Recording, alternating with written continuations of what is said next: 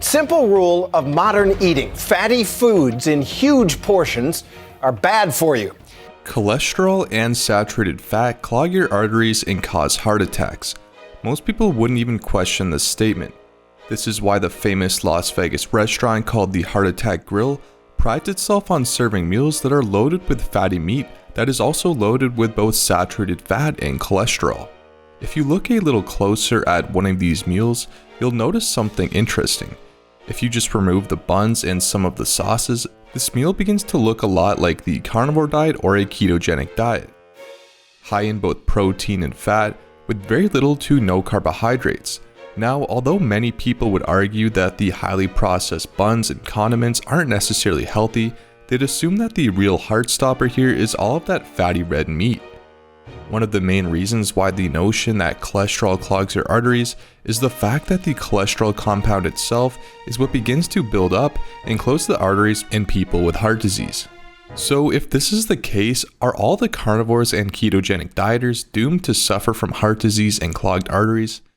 Interestingly enough, recipes in food high in fat and cholesterol isn't really a new thing. In fact, most cookbooks from the 1800s are loaded with recipes that are primarily made with tallow, lard, and butter. This is also during a time when heart disease was at an all-time low. During this time, seed or vegetable oils were pretty much unheard of, but as the production of these highly processed seed oils became cheaper than using butter, use of seed oils started to rapidly increase in 1910, while at the same time, butter and animal-based cooking products began to slowly decrease. Nowadays, vegetable oils are promoted even more as they are shown to lower cholesterol, which is the exact substance that is found in the plaques of arteries. But the real question is, why did this cholesterol build up there in the first place? And what exactly is the role of cholesterol in the human body? Cholesterol to the cells of your body are kind of like what bricks are to a house. They help create and maintain the shape and stability, ensuring they are resilient from external pressures. Just like the bricks can be adjusted or replaced to fix or change a building, cholesterol helps cells to change and adapt when things around them change, like temperature or pressure. This keeps cells working well no matter what's going on around them. Not only this, but cholesterol is the backbone of many important hormones like testosterone. And in a scenario where your doctor thinks your cholesterol is too high, he will most likely prescribe you a statin, which is a medication that lowers your cholesterol. This is great news for you, especially if you're a male and don't like having any drive, as this is also shown to lower your testosterone in return. You might be thinking, okay, even though we need cholesterol, you can still have too much, and people with high cholesterol die sooner, right? In a recent 22-year follow-up study involving over 150,000 people, shows that people with lower LDL cholesterol levels are correlated with a higher chance of passing away due to cardiovascular disease. And the kicker here is that LDL cholesterol is often referred to as the bad cholesterol, especially when compared to HDL. LDL is the transporter that shuttles cholesterol around the body from the liver, while HDL carries the cholesterol away from the tissues of the body. This is why it's been shown in a recent study published in January of this year that lean individuals on a low-carb diet have significantly higher LDL cholesterol levels. It's speculated that this is because more fat needs to be transported throughout the body for energy.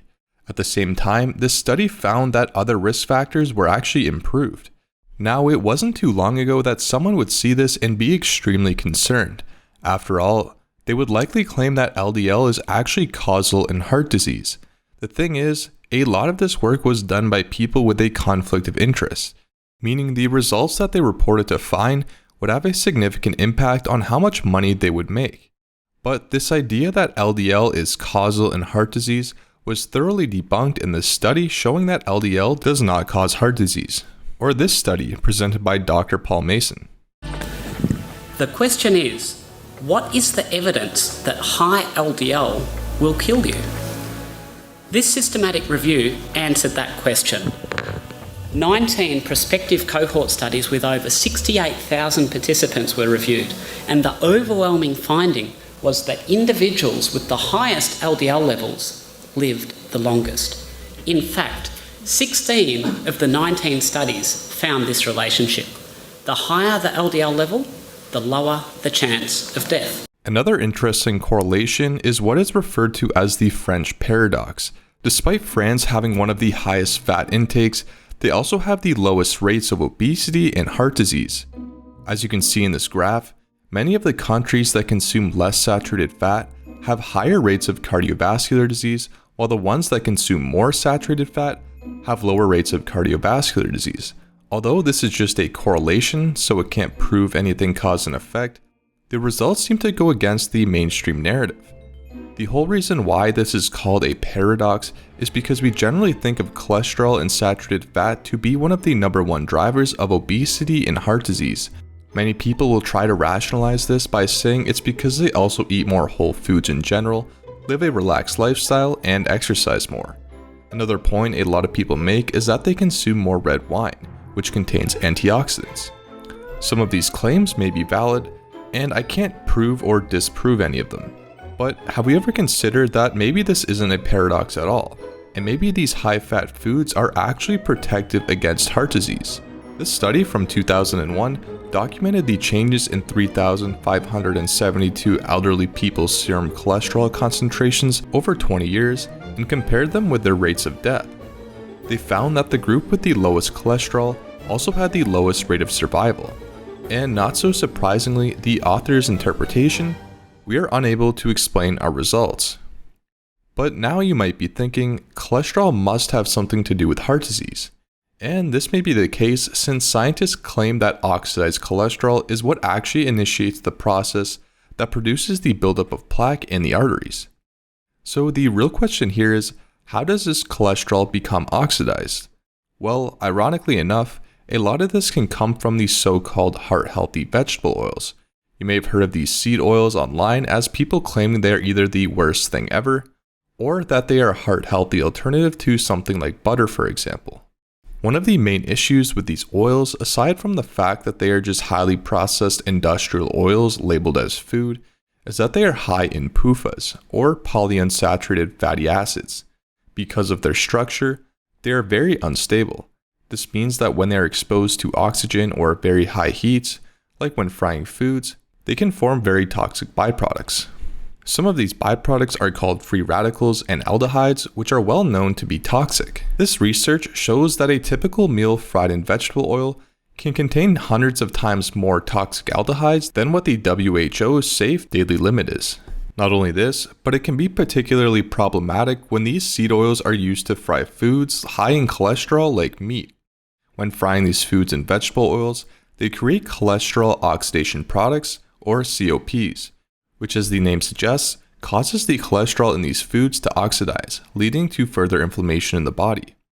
But when we compare this to cooking in animal fats, high in saturated fat and cholesterol, they contain significantly less of these toxic byproducts. This is because these animal fats are high in monounsaturated and saturated fats, which are much more stable when being cooked at high heats. So it's not so surprising that articles like this exist, which state, the investigators reported then that a switch to corn oil from butter and other saturated fats did lower cholesterol levels, but made no significant difference in terms of heart attacks, deaths due to heart attacks, or overall deaths. Another point made by many knowledgeable doctors on this subject is the role of triglycerides. The story we've been fed about LDL as the major cause of heart disease is clearly nonsense. When LDL becomes oxidised, however, it can become a problem, and the triglyceride to HDL ratio is a reliable way of predicting this. Even if LDL is not oxidised, a very elevated LDL level may be symptomatic of another issue that ought not be overlooked. The point here is that there are far better markers to look at than just cholesterol when it comes to heart disease. Now let's take a step back for a minute. Sure, these studies are great, but they don't necessarily prove anything cause and effect. But neither do any of the studies that claim saturated fat and cholesterol are bad. So let's look at this from another perspective. Every animal on this planet has a species-appropriate species-specific diet. This means that specific animals need to eat a specific diet to be healthy. For example, a cow needs to eat grasses and very specific types of grasses, while a lion needs to eat meat in order to stay in good health.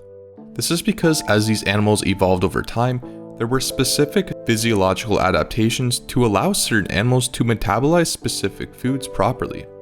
Even though cows and pandas, for example, both eat primarily plants, if a cow ate what a panda is supposed to eat and a panda ate what a cow is supposed to eat, they would both get very sick.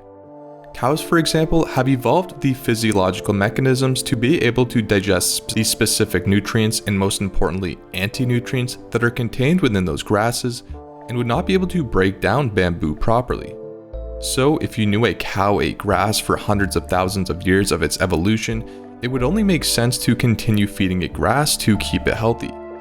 So what have humans been eating for the majority of our time here on this planet? Do we know? The rise in plant foods, especially processed foods that contain vegetable oils, are extremely new in the context of the time that we have been here on this earth as Homo sapiens sapiens. In fact, we do know what we've been eating for the majority of this time.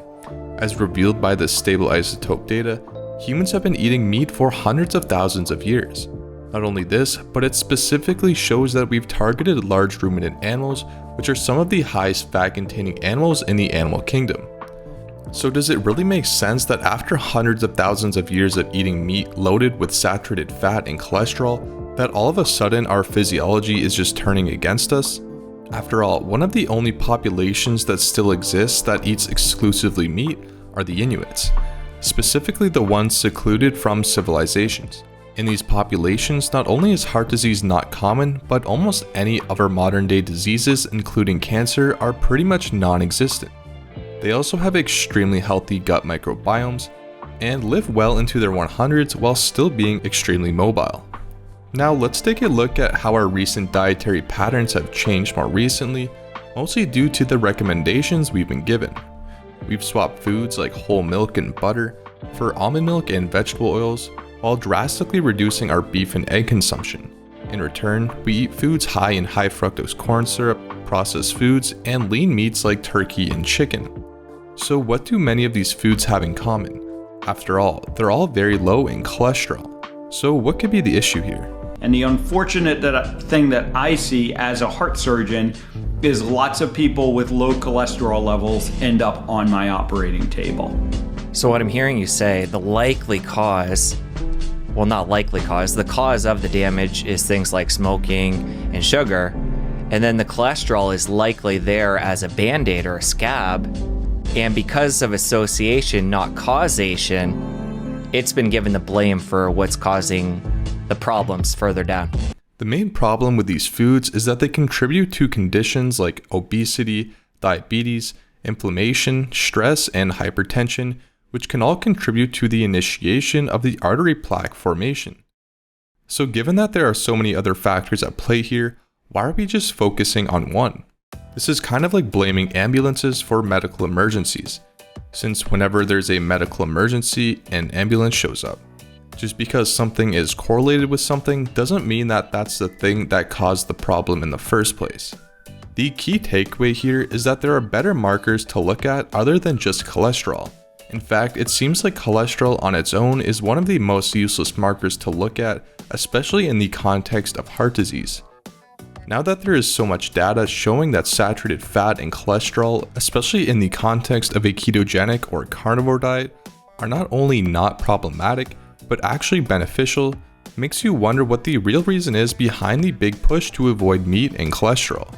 After all, this idea that eating saturated fat and cholesterol will clog your arteries seems to hold strong despite the overwhelming evidence against it.